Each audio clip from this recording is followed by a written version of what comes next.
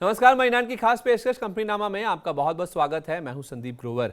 अगर आप हर रोज कॉर्पोरेट और स्टार्टअप जगत से जुड़ी खबरें नहीं देख पाते हैं और पूरे हफ्ते की विवादों से जुड़ी खबरों से भी एक साथ रूबरू होना चाहते हैं तो आप सही जगह पर हैं। तो आइए आज के एपिसोड की शुरुआत करते हैं और सबसे पहले आपको कॉर्पोरेट से जुड़ी बड़ी सुर्खियां बताते हैं। पहली खबर का रुख कर लेते हैं। देश की सबसे बड़ी कार उत्पादक कंपनी मारुति सुजुकी ने इलेक्ट्रिक कार लॉन्च करने का ऐलान कर दिया है।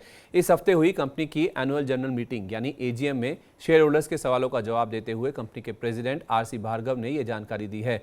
उन्होंने वित्त वर्ष 2024-25 में इलेक्ट्रिक कार लॉन्च करने की उम्मीद जताई है और कहा कि शुरुआती चरण की ईवी को अपर प्राइस बैंड में लॉन्च किया जाएगा। भार्गव ने यह भी कहा कि मारुति में आने वाले समय में कुछ ऑर्गेनाइजेशनल चेंजेस भी हो सकते हैं। ऐसा इसलिए क्योंकि मारुति का पेरेंट सुजुकी की ग्लोबल उत्पादन क्षमता में योगदान 60% के पार चला जाएगा। साथ ही दूसरी खबर में सुजुकी भारत में 2 नए प्लांट्स के जरिए कुल 30,000 करोड़ रुपए का निवेश करेगी। इसमें गुजरात के हंसलपुर में ईवीज के लिए इलेक्ट्रिक सेल प्लांट और हरियाणा में नया व्हीकल मैन्युफैक्चरिंग प्लांट शामिल है। कंपनी के 40 साल पूरा होने के मौके पर इस इवेंट में पीएम मोदी ने इन दोनों प्लांट्स का शिलान्यास किया। 29 अगस्त को मारुति का शेयर करीब 1.5% की मजबूती के साथ बंद हुआ था। दूसरी खबर, दिवालिया प्रक्रिया से गुजर रही रिलायंस कैपिटल के रेजोल्यूशन प्लान को बोली लगाने वालों की ओर से ठंडा रिस्पांस मिला है। आपको बता दें कि रिलायंस कैपिटल के एसेट्स के लिए बोलियां जमा करने की डेडलाइन 29 अगस्त थी और कुल मिलाकर केवल 4 कंपनियों ने पूरी कंपनी के लिए बोली जमा की है। इन 4 कंपनियों में IndusInd, Torrent, oak tree capital management और बी राइट रियल एस्टेट ने वित्तीय बोली जमा की है। गौरतलब बात यह है कि चारों बोलियां 4,000 करोड़ रुपए के आसपास आई हैं। इसका मतलब यह हुआ कि अगर इसे कर्जदाताओं से मंजूरी मिली तो बैंकों को बड़ा हेयर कट यानी नुकसान लेना होगा, क्योंकि एलआईसी समेत कंपनी के सभी लेंडर्स ने कुल 25,333 करोड़ रुपए का दावा पेश किया है। साथ ही पिरामल एंटरप्राइजेस, यूरिक इंश्योरेंस और एडवेंट इंटरनेशनल ने केवल रिलायंस जनरल इंश्योरेंस को खरीदने के लिए बोली जमा की है। वहीं लाइफ इंश्योरेंस कारोबार खरीदने में किसी भी बिडर ने दिलचस्पी नहीं दिखाई है। इसके अलावा जेएसपीएल और यूवी एसेट रिकंस्ट्रक्शन कंपनी यानी एआरसी ने रिलायंस कैपिटल के एआरसी बिजनेस के लिए बोली लगाई है। 1 सितंबर को रिलायंस कैपिटल का शेयर 5% के ऊपरी सर्किट पर जाके बंद हुआ था। तीसरी खबर का रुख कर लेते हैं। देश के तीसरे सबसे बड़े निजी बैंक एक्सिस बैंक ने सिटी बैंक के साथ हुई 12,325 करोड़ रुपए की डील को वित्त वर्ष 2023 के अंत यानी मार्च 2023 से पहले पूरा करने का मन बनाया है। यही कारण है कि इस डील के लिए सिटी बैंक को जनवरी मार्च तिमाही में डील की रकम का भुगतान कर सकता है एक्सिस बैंक। इस साल मार्च में एक्सिस बैंक ने सिटी बैंक के भारत के कंज्यूमर कारोबार को खरीदने की घोषणा की थी। इस डील में एक्सिस बैंक को सिटी बैंक का 27,400 करोड़ रुपए का रिटेल कारोबार और 50,200 करोड़ रुपए के डिपॉजिट भी मिलेंगे। इस डील में सिटी बैंक के क्रेडिट कार्ड कारोबार के साथ साथ सिटी बैंक इंडिया और सिटी कॉप फाइनेंस के wealth and retail banking operations भी शामिल होंगे। साथ ही इस डील से एक्सिस बैंक को सिटी बैंक के 1600 से ज्यादा कॉर्पोरेट सैलरी अकाउंट के साथ साथ 7 ऑफिसेस, 21 ब्रांचें और 499 एटीएम भी मिलेंगे। 30 अगस्त को एक्सिस बैंक का शेयर 3% से ज्यादा चढ़कर बंद हुआ था। चौथी खबर, देश की सबसे वैल्यूएबल कंपनी आरआईएल को लेकर इस हफ्ते 2 खबरें आई हैं। पहला, कंपनी ने मेट्रो के भारत के कैश एंड कैरी बिजनेस के लिए 5,600 करोड़ रुपए की बोली लगाई है। हालांकि थाईलैंड के सबसे बड़े कांग्लोमरेट सीपी ग्रुप ने करीब 8,000 करोड़ रुपए की बोली लगाई है, जो कि जर्मन कंपनी मेट्रो की उम्मीद के मुताबिक है। आपको बता दें कि 1 महीने के अंदर फाइनल बिडिंग होगी, जिसमें बोली की रकम में बदलाव किए जा सकते हैं। मेट्रो के भारत में 31 होलसेल स्टोर हैं, जिसमें से 7 स्टोर कंपनी की खुद की जमीन पर हैं। दूसरी खबर में आरआईएल की रिटेल सब्सिडरी रिलायंस रिटेल ने दिल्ली के प्योर ड्रिंक्स ग्रुप से soft drink brand Campa Cola को 22 करोड़ रुपए में खरीद लिया है। रिलायंस रिटेल की अक्टूबर में यानी दिवाली के आसपास इस ब्रांड को भारत में लॉन्च करने की योजना है। साथ ही ग्रुप ने सूरत के हजूरी से एक और सॉफ्ट ड्रिंक ब्रांड सोसियो को भी खरीद लिया है। 1 सितंबर को आरआईएल का शेयर करीब 2.25% गिरकर बंद हुआ था। पांचवी खबर का रुख कर लेते हैं। सरकार ने वित्त वर्ष 2023 के लिए विनिवेश की प्रक्रिया को तेज करने के लिए कमर कस ली है। दिसंबर तिमाही में सरकार बीईएमएल और एससीआई यानी शिपिंग कॉर्पोरेशन ऑफ इंडिया के निजीकरण के लिए वित्तीय बोलियां मंगवा सकती है। सरकार की बीईएमएल में फिलहाल 54% के आसपास की हिस्सेदारी है और जनवरी 2021 में सरकार ने मैनेजमेंट कंट्रोल के साथ कंपनी का 26% हिस्सा बेचने के लिए बोलियां मंगवाई थी। इसी संदर्भ में पिछले महीने कॉर्पोरेट अफेयर्स मंत्रालय ने कंपनी की जमीन और नॉन कोर एसेट्स को बीईएमएल लैंड एसेट्स लिमिटेड में डीमर्ज करने को मंजूरी दी थी। ये प्रक्रिया सितंबर अंत या अक्टूबर के शुरुआत में पूरी होने की उम्मीद है, जिसके बाद वित्तीय बोलियां मंगवाई जाएंगी। मौजूदा दाम पर सरकार को 26% हिस्सा बिक्री से करीब 2000 करोड़ रुपए के आसपास की रकम मिलेगी। साथ ही सरकार की आरसीएफ और एनएफएल में सेकेंडरी मार्केट के जरिए हिस्सा बिक्री की प्रक्रिया को भी तेजी से आगे बढ़ाने की योजना है। दरअसल सरकार की इस वित्तीय वर्ष विनिवेश के जरिए 65,000 करोड़ रुपए जुटाने की योजना है, पर इसमें से अब तक कुल 24,544 करोड़ रुपए ही जुटा पाई है। इसके अलावा सरकार बहुत जल्द नेशनल टेक्सटाइल कॉर्पोरेशन को बंद करने पर फैसला ले सकती है और सेंट्रल इलेक्ट्रॉनिक्स के विनिवेश की योजना को रद्द कर दिया गया है। पर पवन हंस की स्ट्रेटेजिक बिक्री पर सितंबर में फैसला लिया जा सकता है। 30 अगस्त को बीईएमएल का शेयर 1.5% और शिपिंग कॉर्पोरेशन ऑफ इंडिया का शेयर करीब 4% की मजबूती के साथ बंद हुआ था। छठी खबर की ओर बढ़ते हैं। टाटा समूह की होल्डिंग कंपनी टाटा सन्स के शेयरधारकों ने इस समूह में बड़े बदलाव को मंजूरी दे दी है। टाटा सन्स और टाटा ट्रस्ट के चेयरमैन के पद को अलग अलग करने के मुद्दे को टाटा सन्स के शेयरधारकों ने 30 अगस्त को ही एजीएम के दौरान वोटिंग कर मंजूरी दे दी है। इसके लिए टाटा सन्स के शेयरधारकों की ओर से आर्टिकल ऑफ एसोसिएशन यानी एओए में बड़े बदलाव को मंजूरी दे दी गई है। टाटा ट्रस्ट के पास $103 अरब के टाटा समूह की होल्डिंग कंपनी टाटा सन्स में अधिकांश हिस्सेदारी है। टाटा ट्रस्ट के मौजूदा चेयरमैन रतन टाटा 2012 तक टाटा सन्स के चेयरमैन भी थे, पर उनके बाद टाटा सन्स के दोनों चेयरमैन साइरस मिस्त्री और एन चंद्रशेखरन टाटा ट्रस्ट के चेयरमैन नहीं थे। इन दोनों पदों के कानूनी सेपरेशन को लेकर ग्रुप के पास कोई भी प्रावधान नहीं था। सातवीं खबर, 29 अगस्त को देश की सबसे मूल्यवान कंपनी रिलायंस की 45वीं एजीएम हुई, जिसमें कई बड़ी घोषणाएं की गई हैं। कंपनी के सीएमडी मुकेश अंबानी ने पहली बार सक्सेशन प्लान या अपने उत्तराधिकारी की औपचारिक घोषणा की। बड़े बेटे आकाश अंबानी को टेलीकॉम, ईशा को रिटेल, रिलायंस रिटेल और छोटे बेटे अनंत अंबानी को न्यू एनर्जी कारोबार की कमान संभाली गई है। साथ ही ईशा अंबानी ने इस साल एफएमसीजी कारोबार में एंट्री की घोषणा की, यानी कि कंपनी पर एचयूएल, ब्रिटानिया, नेशनल जैसी कंपनियों से सीधे कम्पीट करती हुई नजर आएगी। तीसरी बड़ी घोषणा 5G को लेकर थी, जिसमें दिवाली तक 4 बड़े मेट्रोस में दिसंबर 2023 तक देश भर में 5G सेवाएं लॉन्च कर दी जाएंगी। 5G पर 2 लाख करोड़ रुपए का निवेश होगा और इसके लिए क्वालकॉम के साथ करार भी किया गया है। साथ ही पेट्रोकॉम कारोबार पर 5 साल में 75,000 करोड़ रुपए का निवेश किया जाएगा। जामनगर में एक और गीगा फैक्ट्री लगाई जाएगी, जिसमें बैटरी पैक का प्रोडक्शन होगा। हालांकि अगले 5 साल में मुकेश अंबानी ने कंपनी की वैल्यू को 2 गुना करने की भी घोषणा की, पर बाजार की उम्मीद के विपरीत जियो और रिटेल कारोबार के डीमर्जर और आईपीओ को लेकर कोई भी घोषणा नहीं हुई, जो कि निराशाजनक था। यही कारण था कि शायद 29 अगस्त को आरआईएल का शेयर करीब 0.25% गिरकर बंद हुआ था। 8वीं खबर का रुख करते हैं। जीएमआर ग्रुप इंडोनेशिया की coal mining company PT James में 30% हिस्सा बेचने जा रही है। इस हिस्सा बिक्री से जीएमआर ग्रुप को $42 करोड़ या 3,360 करोड़ रुपए की रकम मिलेगी और ग्रुप के नॉन एयरपोर्ट कारोबार को बढ़ावा मिलेगा। ऐसा इसलिए क्योंकि डील से मिलने वाली रकम से एक तो कर्ज में कमी होगी और दूसरा क्लीन एनर्जी कारोबार के ग्रोथ के लिए एक प्लेटफॉर्म सेट होगा। यह हिस्सा बिक्री GMR power and urban infra की सब्सिडरी जीएमआर कोल रिसोर्सेज पीटीई लिमिटेड यानी जीसीआरपीएल के जरिए की जाएगी। 1 सितंबर को GMR power and urban infra का शेयर 5% के निचले सर्किट पर बंद हुआ था। 9वीं खबर, मैंगलोर की दिवालिया केमिकल्स कंपनी जेबीएफ पेट्रोकेमिकल्स को खरीदने के लिए ओएनजीसी आईओसी के कंसोर्टियम के अलावा गेल और कोलकाता की एमसीपीआई ने औपचारिक बोली लगाई है। इसके अलावा ईओआई जमा करने वाली 3 कंपनियां आरआईएल, एचपीसीएल मित्तल एनर्जी का कंसोर्टियम और जिंदल पोली औपचारिक बोली लगाने से दूर ही रही। जेबीएम पेट्रो के लिए औपचारिक बोली जमा करने के लिए 30 अगस्त आधिकारिक तारीख थी। 5 सालों तक खरीदार ना मिलने के चलते फरवरी 2022 में लेंडर्स ने जेबीएफ पेट्रो को दिवालिया प्रक्रिया में डालने का फैसला लिया था। जेबीएफ पेट्रो पर करीब 5,000 करोड़ रुपए का कर्ज बकाया है। कंपनी के लेंडर्स में सबसे बड़ा हिस्सा आईडीबीआई बैंक का है और bank of Baroda, Exim bank, union bank of India भी कंपनी के कर्जदाताओं में शामिल है। 1 सितंबर को आईओसी और ओएनजीसी के शेयर करीब आधा से 0.25% गिरकर, पर गेल का शेयर करीब ½ गिरकर बंद हुआ था। तो ये थी इस हफ्ते की कॉर्पोरेट जगत से जुड़ी बड़ी सुर्खियां। लेकिन अब रुक करते हैं हमारे खास सेगमेंट ऑन द रडार का। इस खास सेगमेंट में हम ऐसी खबरों पर फोकस करते हैं जिसमें कोई ना कोई विवाद जुड़ा हुआ है।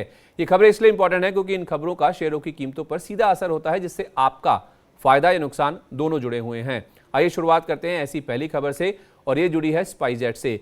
स्पाइसजेट की मुश्किलें कम होती नजर नहीं आ रही हैं। वित्त वर्ष 2023 की पहली तिमाही में कंपनी का घाटा 779 करोड़ रुपए हो गया है, जो कि पिछले साल की चौथी तिमाही यानी मार्च तिमाही में 458 करोड़ रुपए था। साथ ही वित्त वर्ष 2022 में कंपनी को कुल 1725 करोड़ रुपए का घाटा हुआ है। अप्रैल में रैंसमवेयर अटैक के चलते कंपनी ने अपने नतीजों को टाल दिया था। साथ ही कंपनी के सीएफओ संजीव तनेजा ने तत्काल प्रभाव से इस्तीफा दे दिया है। कंपनी के कर्मचारियों का दावा है कि हालत इतनी खराब है कि कर्मचारियों को जुलाई महीने की सैलरी तक नहीं मिली है और कई कर्मचारियों को फॉर्म 16 भी नहीं दिए गए हैं। हालांकि कंपनी की तरफ से दावा किया गया है कि ग्रेडेड फॉर्मेट में कर्मचारियों को सैलरी दी जा रही है। इसके अलावा एविएशन रेगुलेटर डीजीसीए ने पेमेंट नहीं करने के एवज में बुधवार को कंपनी के 2 और बोइंग 737 विमानों को डी रजिस्टर कर दिया है। अगस्त महीने में अब तक स्पाइसजेट के 6 विमानों को डी रजिस्टर किया जा चुका है। हालांकि कंपनी ने $20 करोड़ जुटाने के लिए बैंकर्स की नियुक्ति के प्रस्ताव को भी मंजूरी दे दी है, पर इसके बावजूद 1 सितंबर को स्पाइसजेट का शेयर करीब 2.5% की गिरावट के साथ बंद हुआ था। दूसरी खबर, बैंक ऑफ इंडिया ने फ्यूचर ग्रुप की फैशन रिटेलर फ्यूचर लाइफस्टाइल के खिलाफ दिवालिया प्रक्रिया शुरू कर दी है। सेंट्रल और ब्रांड फैक्ट्री नाम के ब्रांड्स के तहत क्लोथिंग स्टोर चलाने वाली फ्यूचर लाइफस्टाइल की लेंडर्स के साथ कर्ज रीस्ट्रक्चरिंग प्रस्ताव पर बातचीत चल रही थी और कंपनी ने बिक्री के जरिए पूंजी जुटाने के लिए कंपनी के एसेट्स भी आइडेंटिफाई कर लिए हैं।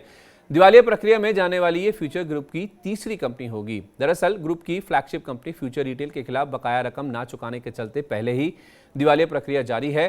पिछले एपिसोड में हमने आपको बताया था कि रिटेल डिटेल्स ने एनसीएलटी की मुंबई बेंच में फ्यूचर एंटरटेनमेंट के खिलाफ दिवालिया प्रक्रिया शुरू करने की अर्जी दी है। 30 अगस्त को फ्यूचर लाइफस्टाइल का शेयर करीब 3.5% गिरकर बंद हुआ था। एफएमसीजी सेक्टर की दिग्गज कंपनी एचयूएल की अपने मध्य प्रदेश के डिस्ट्रीब्यूटर्स के साथ तनातनी चल रही है। दरअसल एचयूएल ने मध्य प्रदेश के सारे शहरों में नए डिस्ट्रीब्यूटर चुनने के लिए अखबारों में विज्ञापन जारी किया था।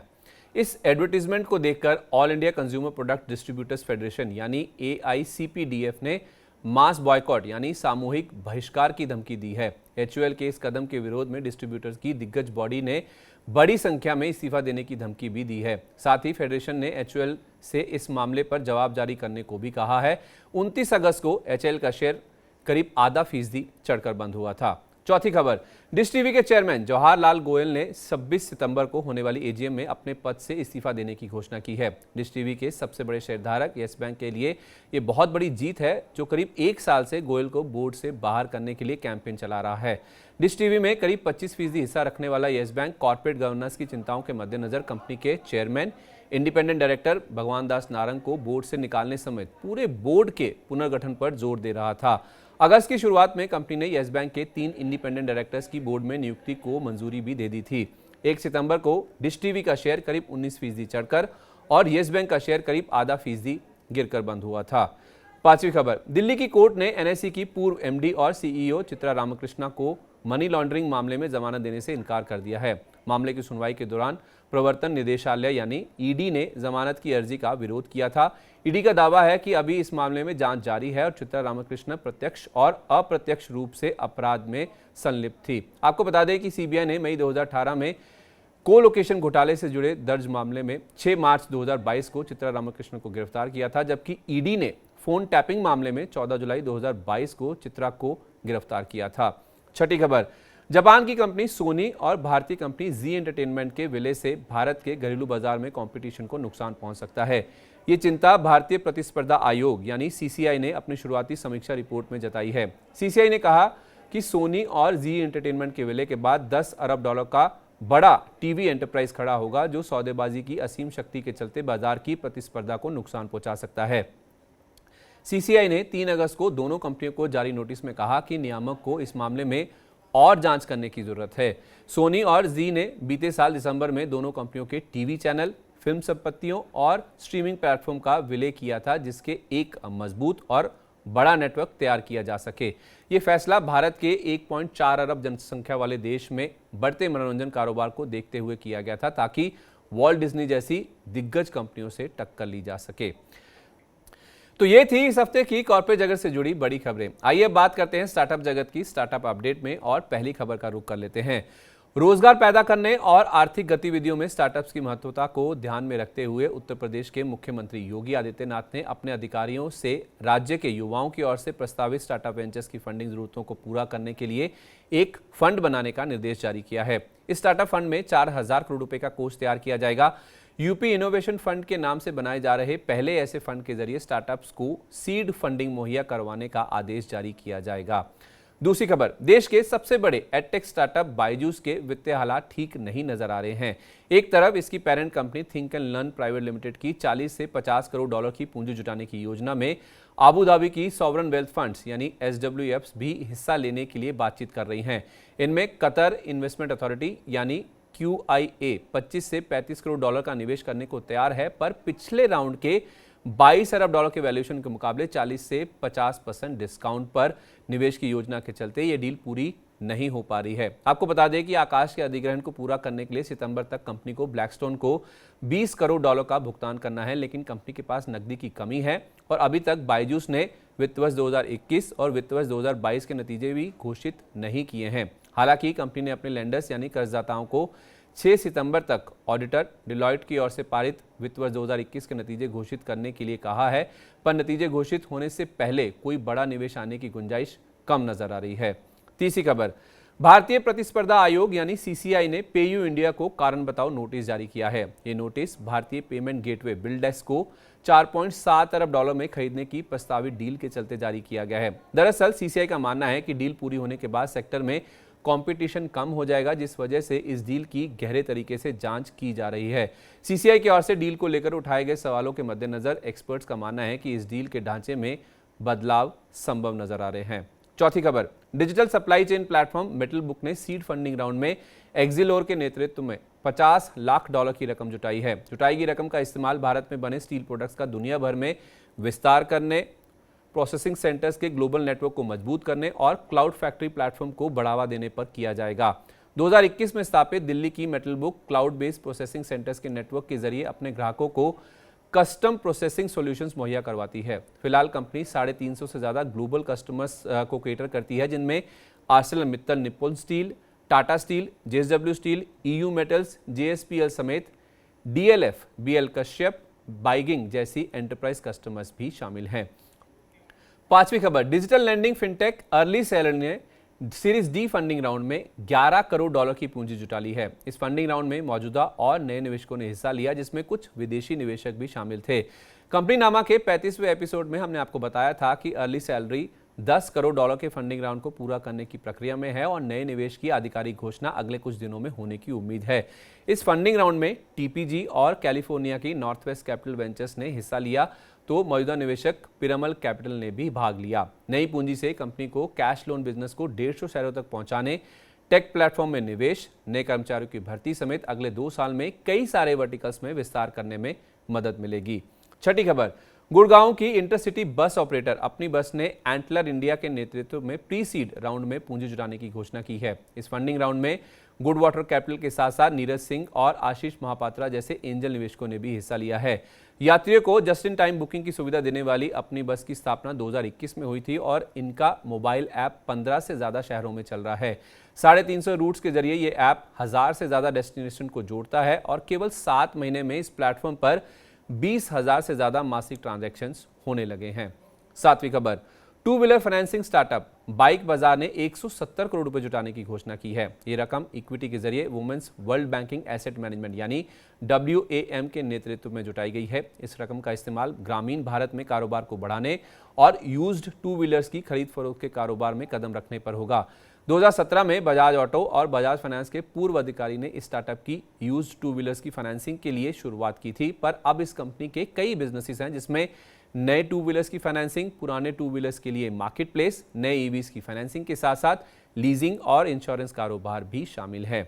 आठवीं खबर, longevity science company Human Edge ने नए इक्विटी फाइनेंसिंग राउंड के जरिए 15 लाख डॉलर की रकम जुटाई है। इस रकम के जरिए ह्यूमन एज अपने पहले enterprise wide mobile app experience को स्ट्रीमलाइन करेगी, जिसका सीधा उद्देश्य व्हाइट कॉलर एम्प्लॉइज पर लक्ष्य साधना होगा। इसके अलावा इस रकम से कंपनी ग्लोबल कॉर्पोरेशन पर फोकस बढ़ाकर अंतर्राष्ट्रीय बिक्री भी बढ़ाएगी। 2020 में स्थापित Human Edge science deep data और टेक्नोलॉजी पर आधारित लाइफस्टाइल इंटरवेंशंस की मदद से हेल्थ स्पैन को बढ़ावा देकर लॉन्गेविटी यानी लंबी उम्र को अप्रोच करती है। ह्यूमन एज पहले साल से ही रेवेन्यू पॉजिटिव है और मौजूदा वित्त वर्ष में 4 से 5 गुना आय ग्रोथ के लिए ट्रैक पर नजर आ रही है।